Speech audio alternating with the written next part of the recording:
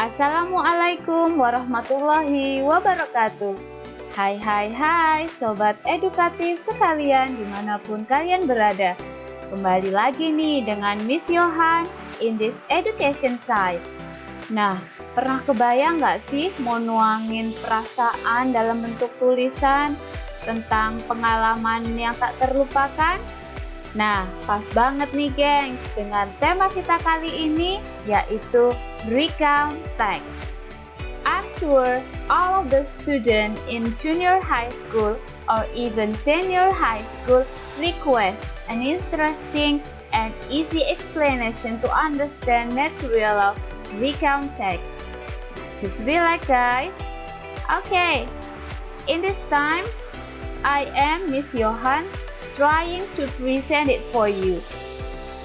Sebelum kita memahami lebih lanjut isi video kali ini, nah mari kita pelajari the learning objective. Jadi tujuan dari pembuatan video ini adalah yang pertama, understand the recount text. Jadi memahami definisi dari text recount. Yang kedua, understand social functions of recount text. Memahami fungsi sosial atau tujuan dari text recount. Yang ketiga, understand generic structure of recount text. Jadi memahami struktur teks dari text recount. And the last part of learning objectives is understand language features of recount text. Jadi memahami ciri-ciri kebahasaan dari text recount. Okay, for more detail, let's understand the explanation. So, check this out. Definition. Recount text is a kind of text that tells the reader about one story, action, or activity happened in the past. Jadi, text recount itu adalah salah satu jenis teks yang menceritakan kepada pembaca mengenai suatu kejadian, cerita yang terjadi di masa lalu. Nah, teks yang menceritakan kepada pembacanya tentang kejadian yang pernah dialami di masa lalu. Okay, the next is the purpose of recount text atau social functions of recount text. Jadi, untuk apa sih tujuannya dari text recount itu? Nah, ini dia geng. Recounts are written to retell events with the purpose of either informing or entertaining their audiences.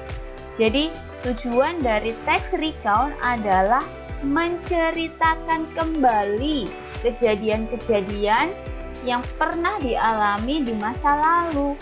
Nah, dengan tujuan untuk informing atau memberikan informasi or entertaining atau sekedar memberikan hiburan, menghibur pembacanya. In a simple word, jadi bisa dikatakan dalam bahasa yang lebih sederhana, the goal of the recount text is to retell the past events. Jadi tujuan dari text recount adalah menceritakan kembali kejadian-kejadian di masa lalu. Oke, to retell past events. Oke, next. Kinds of recount text. Nah, perlu kalian ketahui bahwa ada beberapa jenis dari text recount ini. Yang pertama ada personal recount, ya, atau ya teks yang personal yang bersifatnya pribadi. Retell an event that the reader was personally involved in. Jadi intinya menceritakan pengalaman pribadi di mana penulisnya itu terlibat langsung di dalam ceritanya. Contohnya bisa berupa experiences.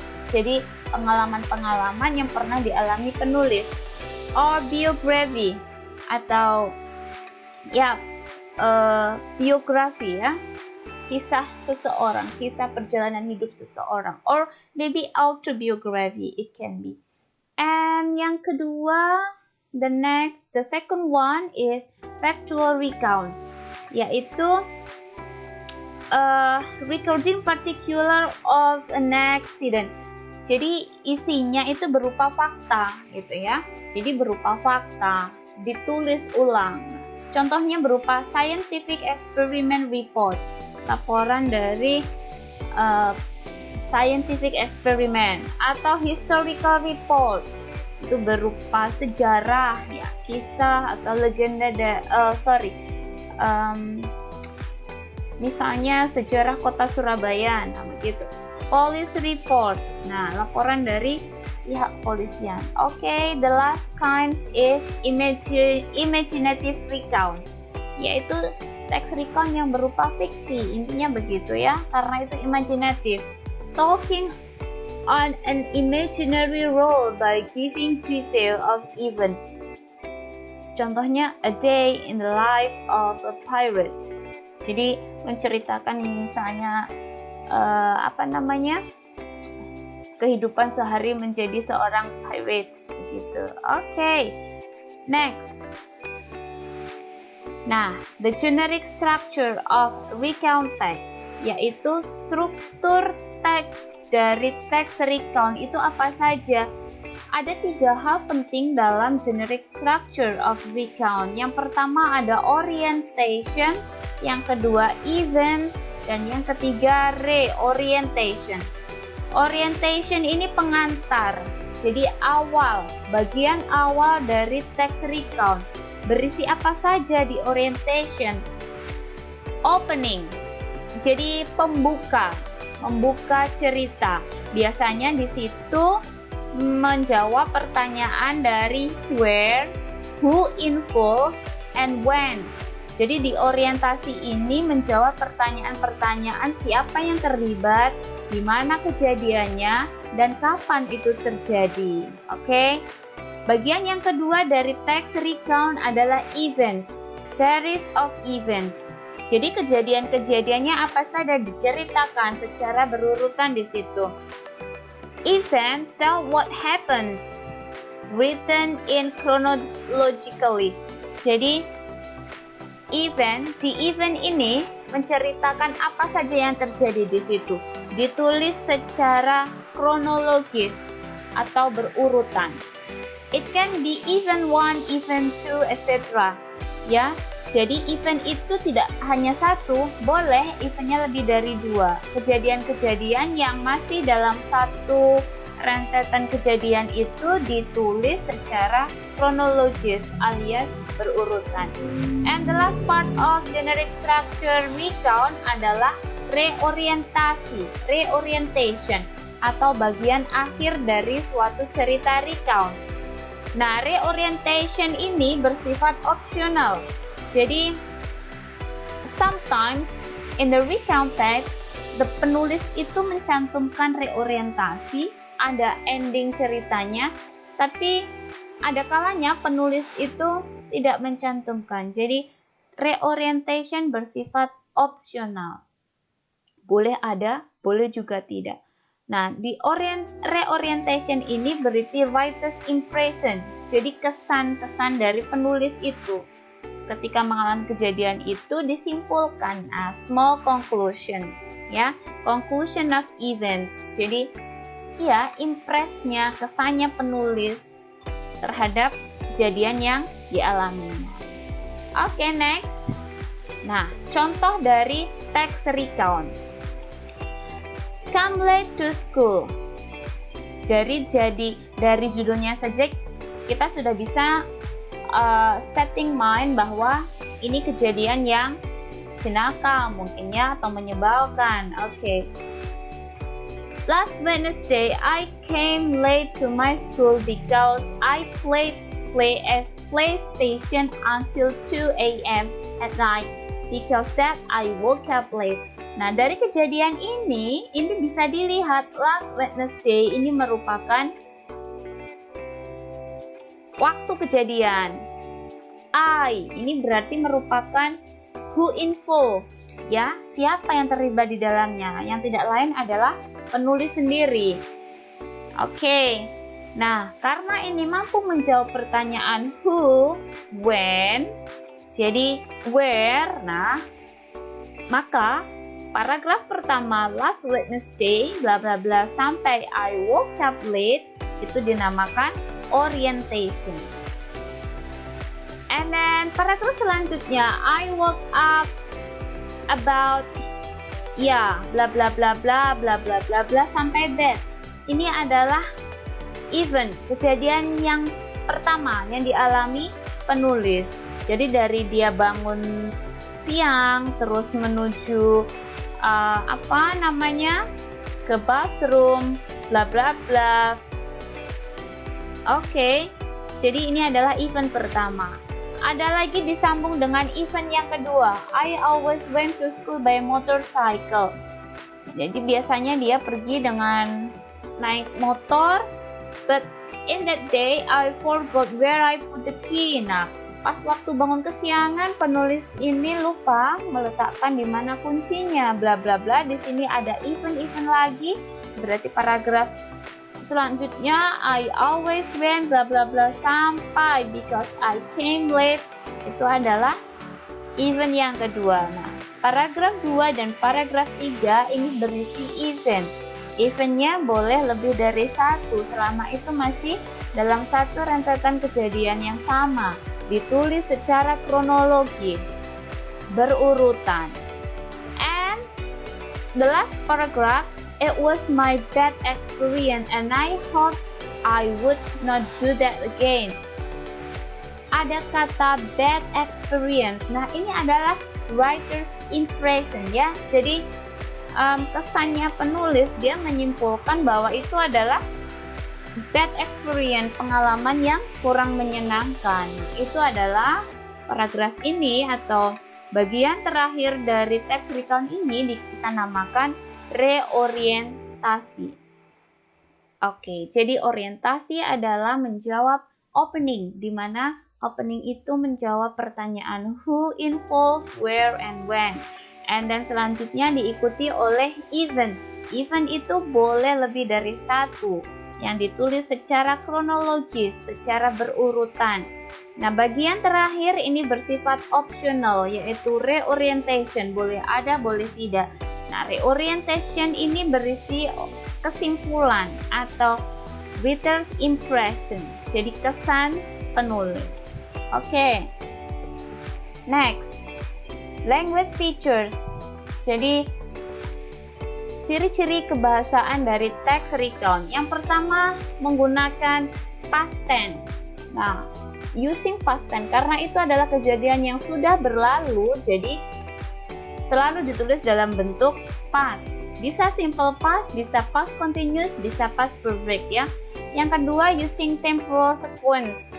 Jadi ada waktu-waktu yang menunjukkan waktu-waktu tertentu, certain times-nya. Waktu-waktu yang menunjuk di mana kejadian itu berlangsung, terjadi. And then focus on specific participant. Jadi hanya fokus membahas orang yang terlibat itu saja.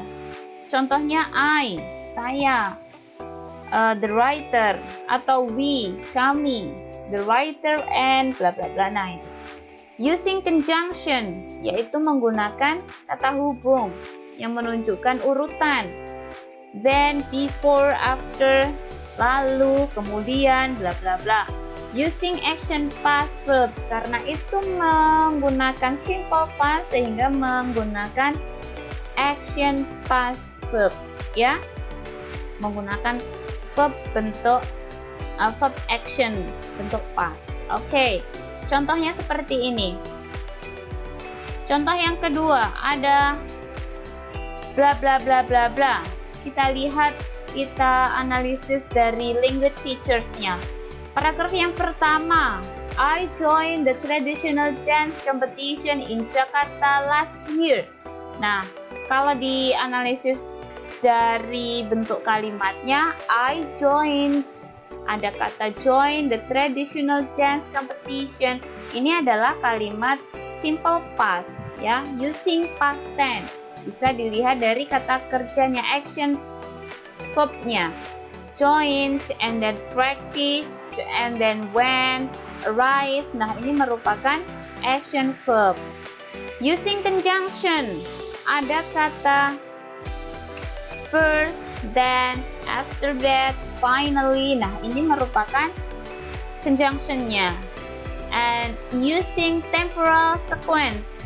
Jadi menunjuk ke certain time, waktu tertentu, yaitu Jakarta last year. Nah, itu berarti sudah menunjukkan ciri-ciri kebahasaan dari teks recount. Nah, bagaimana kalau kita analisis sesuai struktur teksnya, general structure-nya? Mari kita lihat. I joined the traditional dance, bla bla bla bla bla. Nah, dari awal ini sudah menunjukkan tempat, waktu, saya. Nah, jelas berarti ini adalah orientation. We only focus on specific participant. Jadi di sini ada I, we. Karena we itu writernya masuk. Ya, oke. Jadi ini adalah orientation. Paragraf 1, 2 kita sebut orientation. Baru setelah orientation itu diikuti oleh event, kejadian-kejadian yang dialami apa saja.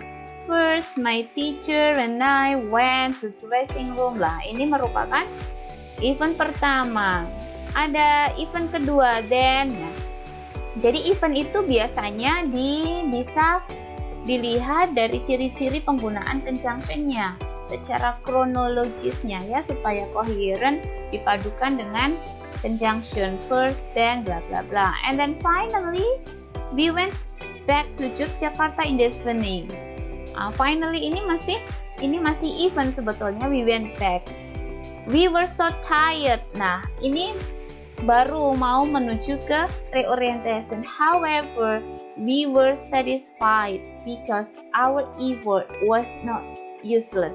Jadi ini adalah kesimpulannya, impressnya the writer. We were satisfied. Kita puas bahwa perjuangannya itu membuahkan hasil. Nah, begitulah kira-kira penjelasan dari text recount. Jangan lupa klik like and subscribe. Bermanfaat silahkan di-share ke yang lainnya. Thank you for watching, and I think enough for today. Hopefully you can understand it easily. Have a great day. See you. Bye-bye. Wassalamualaikum warahmatullahi wabarakatuh.